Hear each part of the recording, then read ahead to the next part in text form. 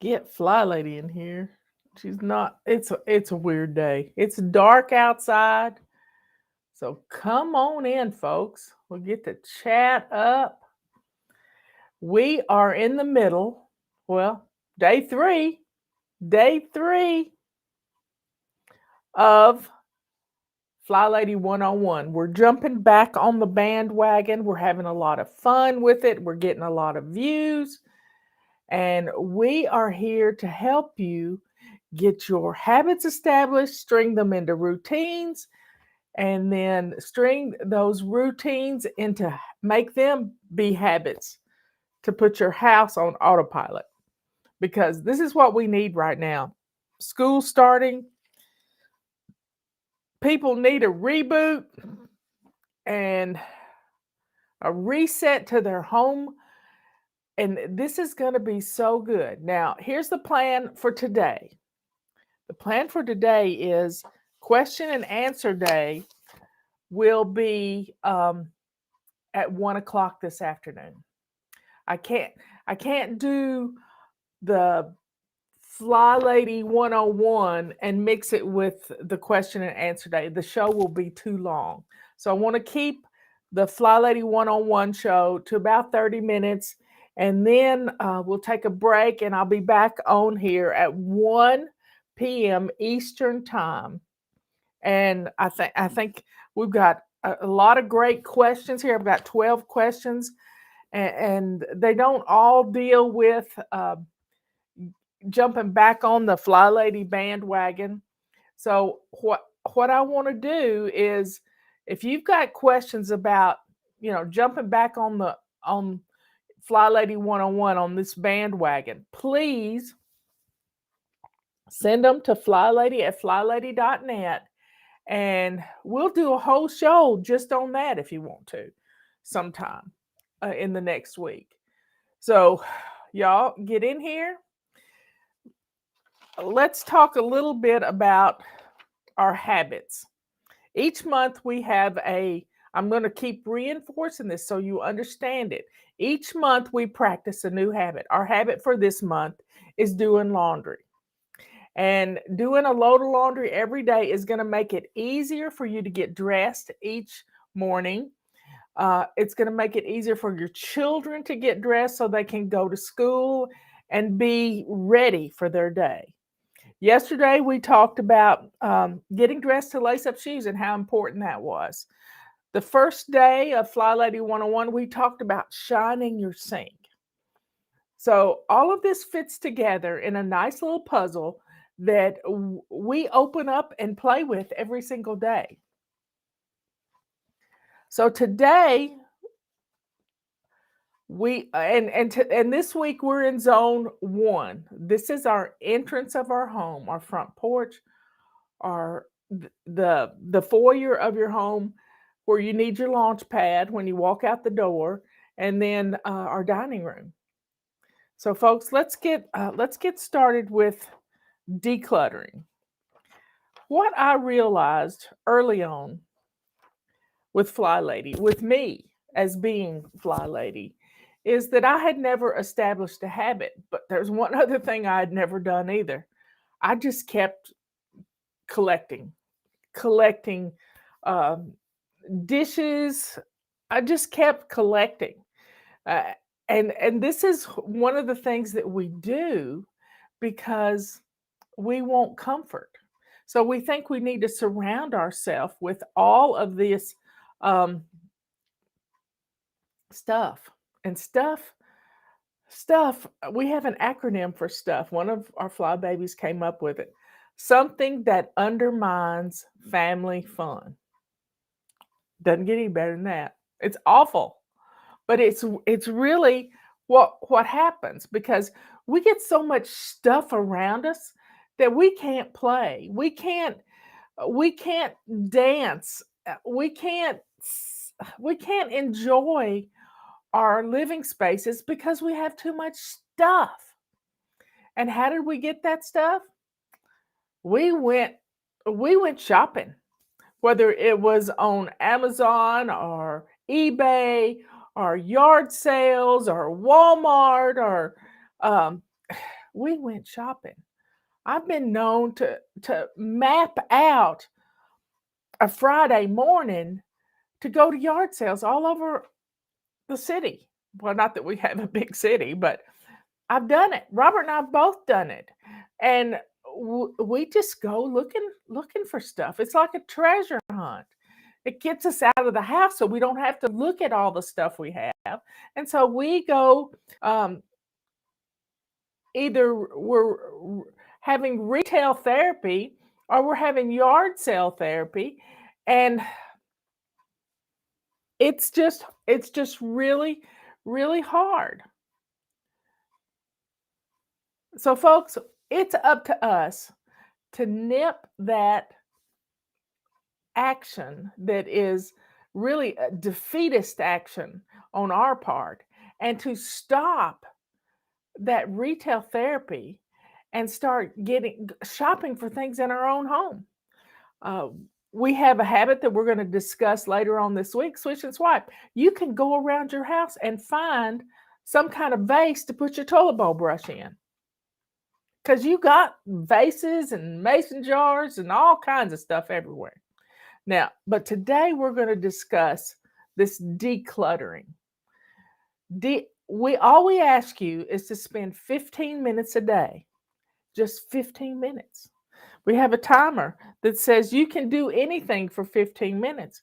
Well, sometimes we need to break that 15 minutes down into 5 minutes, 2 minutes, and just begin, because we get overwhelmed with thinking, I got to spend 15 minutes decluttering. You can't make a decision in 15 minutes. So we're going to break it down to where you don't have to make a decision. You just have to do it.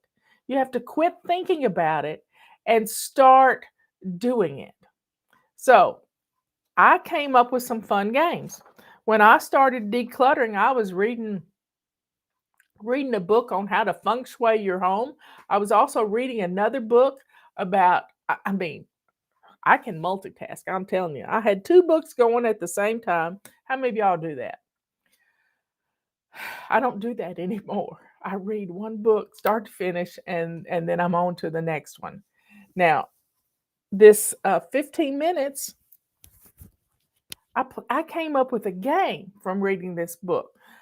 The feng shui book is how to feng shui your home in, I don't know, 101 ways to feng shui your home. Well, I don't even know what feng shui is, but it was a fun book, and I probably wouldn't do it now. But what it said was, when you move 9 things in your home, whether you get rid of them or you move them to a different place, you create a different flow of energy. Well, I thought, wow, 9 things. I'm reading this other book by Susie Orman, and she said, go around the house and gather up 25 items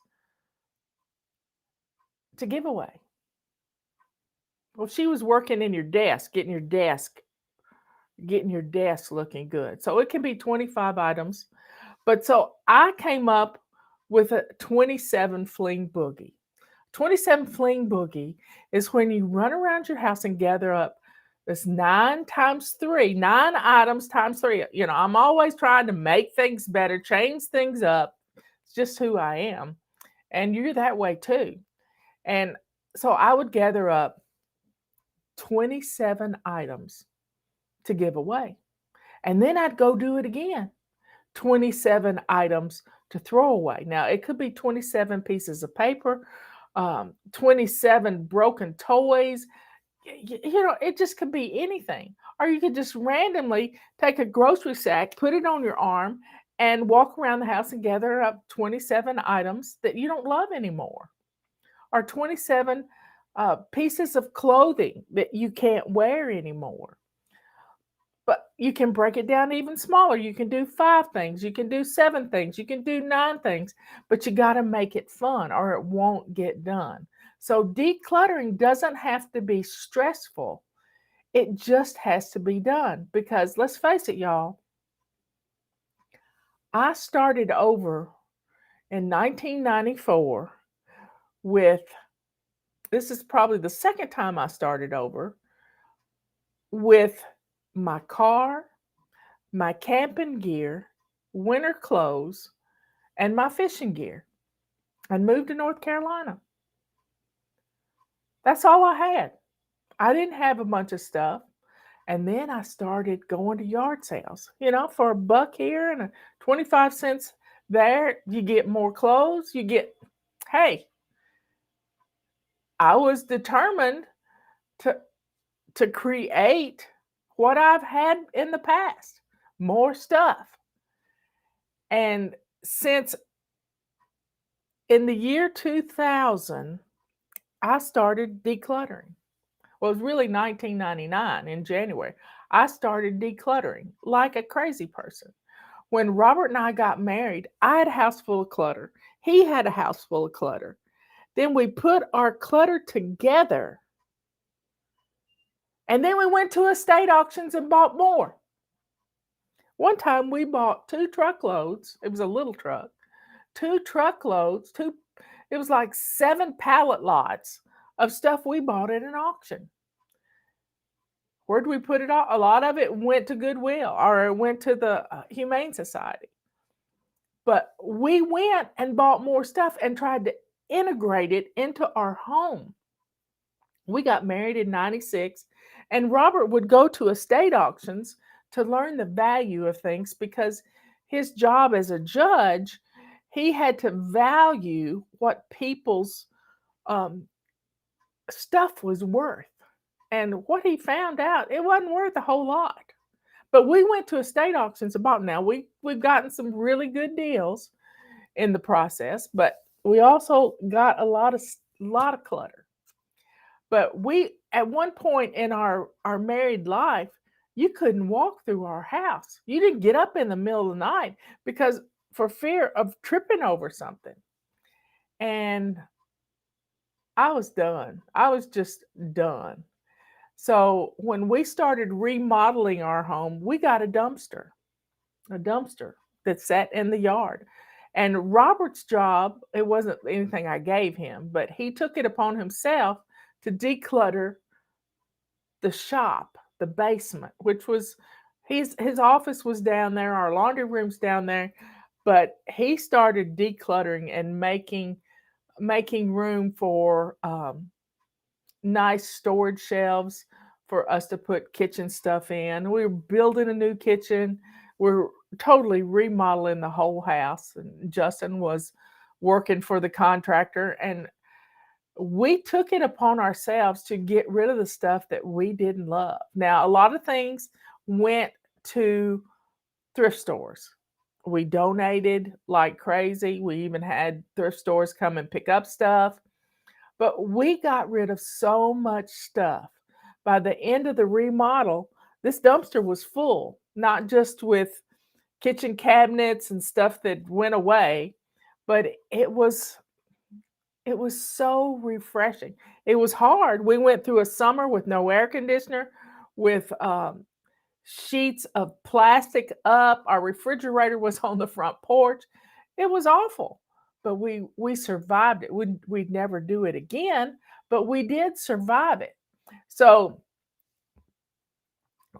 we worked hard at decluttering our space, not only for the carpenters that were working, but for us. And we succeeded at getting rid of clutter. But did it stop there? No, no, no, no, no, no. We were still going to auctions, but we got really particular about what we wanted to buy. And we made rules, about Gibbs's rules. Well, we made rules for ourselves. We had to have a place for it. We had to love it. We had to get rid of something that it was going to replace, and it just worked. We were we were specifically going to upgrade our furniture. We didn't go out and buy a bunch of, well, we did after the remodel was over. We had to get some living room furniture, but we needed to upgrade our bedroom, and it was the bedroom suit Robert had as a child. So we had to we just upgraded stuff. We got a dresser one time that was a beautiful Drexel wood dresser that was hardly anything at an auction. But we had to have specific things in mind that we were looking for. And a lot of times when we go to yard sales, we buy, bags of stuff, especially with eBay now. We buy bags of stuff. We would buy bags of stuff and we never open them up again. I never did an eBay thing in my life. I've written essays on how it just doesn't work for people like us who want to hold on to everything. Now, there's people on YouTube that go out there and specifically go to yard sales and Goodwills and that sort of thing, looking for and dumpster diving, looking for more stuff. But we don't need more stuff. We need to eliminate the stuff that's taking over our wonderful areas in our home, because we probably purchased our home because it had great storage and we filled it up to the ceiling. This room, this room that I'm sitting in right now, when we started the remodel, it was piled to the ceiling. There was a bathtub in front of this big window right here that we had bought at a yard sale. It was a 6-foot antique bathtub. Guess who owns that bathtub now? We gave it to the contractor that was remodeling our building, an Airbnb. And my bathtub that was so heavy, that used to be sitting right here, that we used to wash dishes in when we were doing a remodel, that bathtub is now a focal point for this Airbnb. But I blessed someone else with something we didn't need anymore. We got rid of it. Learning to let go and not hold on to everything is a key. Now, you want to know why you hold on to stuff? You hold on to stuff because you have this thing running through your head. I might need it one day. I might need it one day. And what we've got to do, that mentality was handed down generation after generation after generation. My great grandmother, I have a picture that comes up on my computer of my great grandmother, Granny Pickard, and Justin met his great great grandmother. He knew her up until I think she died when he was about 6 years old. But I have a picture of them and me, and my mother's in the picture, but she's not in it. But all the generations, right there, right there. Those generations have handed down the mentality from the Great Depression. And the Great Depression says, you might need that one day. You never know. You just never know. Well, for me, that's thinking poor. And God wants us to be abundant and to bless others.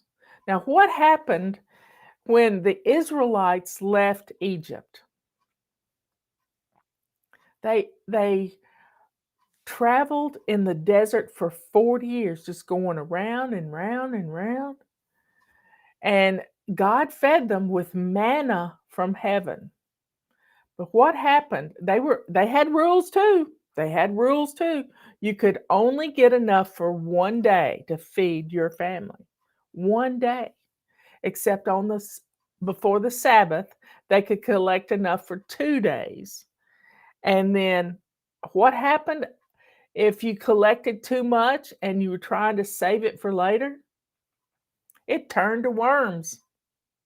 Guess what happens to our clutter in our homes? It turns to worms. It destroys our home. It destroys the peace that we have when we have so many things taking over storage areas, taking over flat surfaces, taking over closets and cabinets and drawers. Every drawer in your house. I had a boss one time. His wife, she had a beautiful house. They had a beautiful house. but you couldn't open a single drawer in their home because it had so much clutter in them. So when you open a cabinet, having just what you need in that cabinet instead of things piled high, stacked, nested, all those things. Our whole life doesn't have to revolve around nesting dolls or nesting bowls or uh, we just need to have enough. How many mixing bowls do you have in your cabinet? Well, I got my mixing bowls that I like to use, and I got Robert's mixing bowls. And they're mixing bowls that of his Aunt Mamie. White milk glass. He loves them and he uses them when he's cooking. I don't I don't want to break one of them, so I don't use them. I have some stainless steel bowls that I love and you know, we both use the kitchen. It's our kitchen. I have cast iron stuff. I've played a game with myself before. Let's just say I wanted to move into a tiny house. And I love to look at those videos. People living in a van, and I'm never going to live in a van. Not going to do that. People living in a tiny house. I'm claustrophobic, so I could never live in a tiny house. My house is small. It's about 1,100 square feet. But I play this game with myself. If I were going to move into a tiny house, what would I take with me? What would I take with me? We don't need a whole lot. I need my egg skillet, which is a small cast iron skillet. I have my cornbread skillet. So I have two bigger skillets. One of them has a very flat bottom, and the other one has a little rim around it, which would work well for cooking on my uh, wood stove in the basement. But I have this. I just play this game. We have to play a game with ourselves to declutter.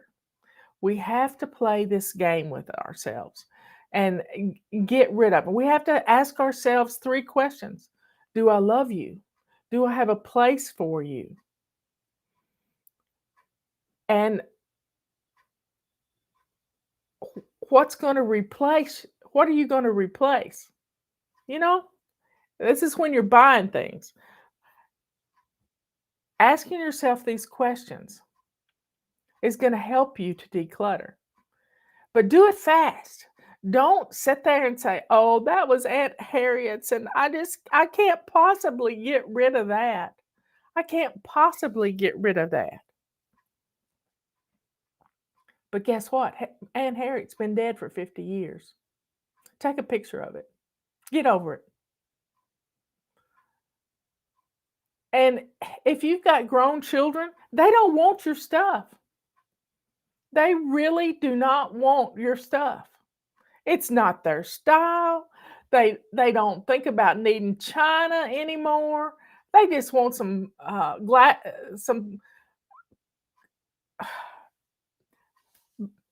they just want dishes that don't break. And they're beautiful dishes. You can get them.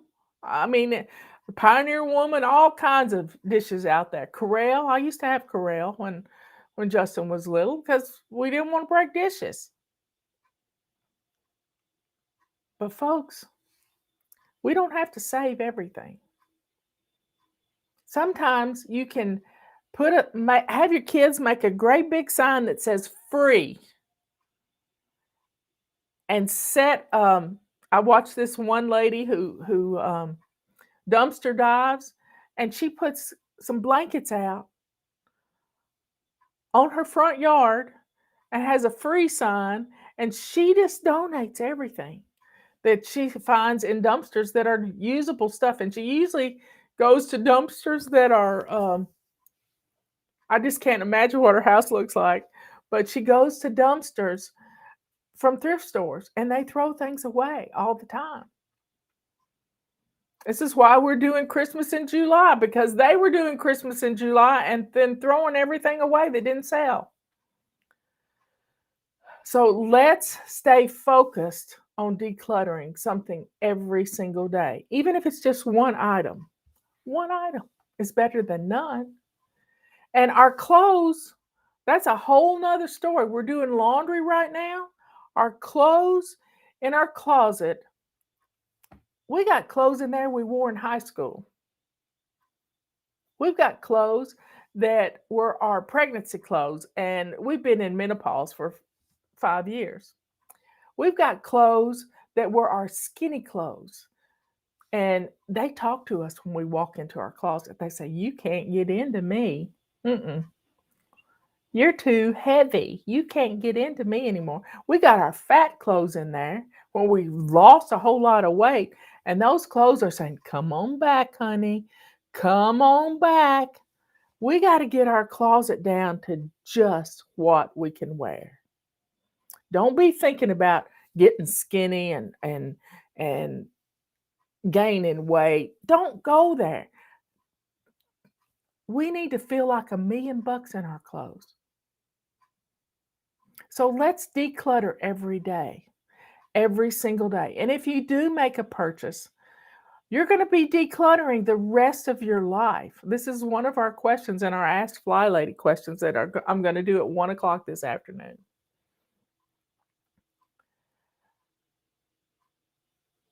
You've got to focus on decluttering every single day from now on. Because if we don't stay on top of our clutter, and I learned this from a born organized friend of mine, her name was Marnie. And when she bought a new pair of shoes, she lived in a little tiny trailer. It wasn't a camping trailer, an RV.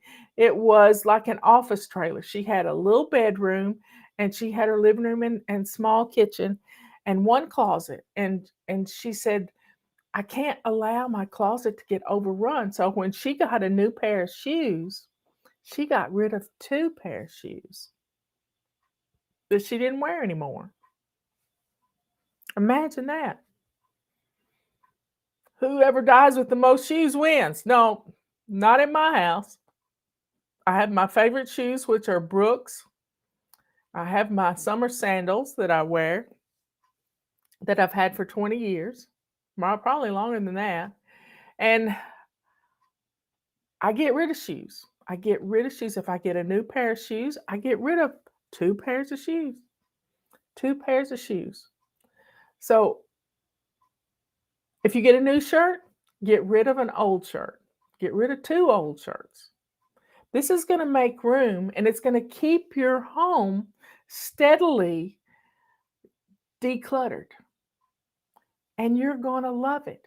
Now, when we go through our zones, we break our house down into zones. Next week, we're going to be in our kitchen. This week, we're in our entrance and our dining room. Go look in your dining room, see if there's any dishes you want to get rid of that you haven't used in a season. I mean, in a huge season, 10 years. I bet there's some dishes in there that you need to declutter. There's only one thing, 2 things I've ever decluttered that I thought better of. And I had given them to a friend who has an antique booth in an antique mall, and I went and bought them back from her. And they were my great grandmother's, my Granny Deanie's mother, Mama Wheeler. They were her butterbean bowls. They were her bowls that she served vegetables in. And I went and bought them back for $5. It's the only thing I've ever went back on. So y'all have a rule. If you make a donation at at a at a Goodwill store, you can't go in there and shop, and you just have to drop off the donation and not bring anything home. That defeats the purpose. It defeats the purpose. So make those rules. And here's another thing. Don't bag things up and set them by your front door. Take them directly to your car and donate the next time you're out. Today's Thursday. Today's your errand day. It's the day to grab some things that you want to donate. Take them out. Take them directly to the trash. Do not pass go. Do not collect $200. Get it out of the house. That's the whole idea behind it. Declutter it. Get it into your car so that you can donate it, and then you don't have to think about it anymore. And we're breaking our house down into zones. We can declutter in each zone we're in over the next month, and you're going to be blown away about how much easier it is to keep your home in order with fewer items standing in your way. That's what clutter is. It stands in your way of doing your routines. It undermines family fun on a Saturday. You don't want to spend, cleaning out a closet on a Saturday. Don't do that. Don't do that. Don't do laundry all day Saturday. Don't play catch up from a week of procrastination on a Saturday. Don't do that. Your children are only young once. Enjoy them, but declutter every day. Take it directly to your car, put it in the trunk, put it in the back, and donate it when you're out. Put a post-it note on your dashboard that says, make a drop off at Goodwill or the Humane Society or wherever you're donating things to remind you to do it. Don't let it pile up in your car either, because it becomes unidentified flying objects in your car. So let's get the clutter out of our house.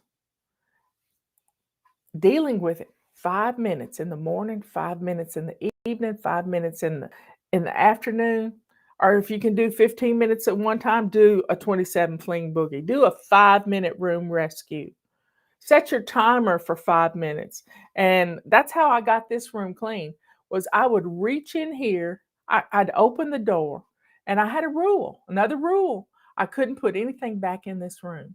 So I'd reach in here, grab a box or a bag, take it to my coffee table, which was cleared off in the living room, and I would have a giveaway, throwaway, and a put away box.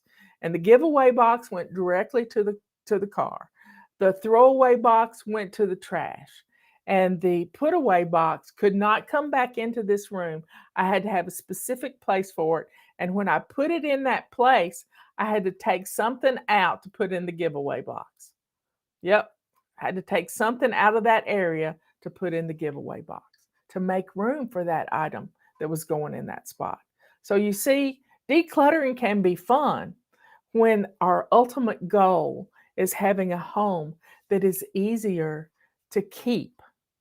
We don't have to clean house like mad people every single day. We just have to stay focused and keep our house, our home, in order. And in order to do that, we've got to get the clutter off of our flat surfaces. I mean, we got clutter on every flat surface in your home. You've got clutter in every recess, every drawer, every closet, every cabinet. We've got it everywhere. So focus on your flat surfaces, and then we'll get into the little cubbies when we're in the zones, and it'll be fun. Y'all, this FlyLady 101 is got some momentum. So please share FlyLady 101 with friends of yours. Share it on your social media, because people are loving this. And Monday Tuesday, whenever we started, we started with shining your sink. Yesterday we talked about getting dressed to lace up shoes. Today we're talking about decluttering, because that's the key to keep your home running smoothly. I want to say a blessing over all of you.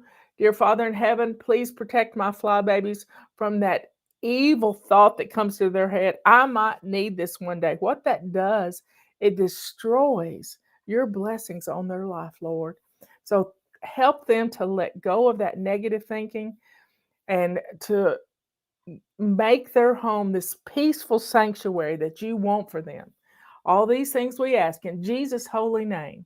And I'll be back on here at 1 o'clock to take care of our question and answer day. We got a lot of them.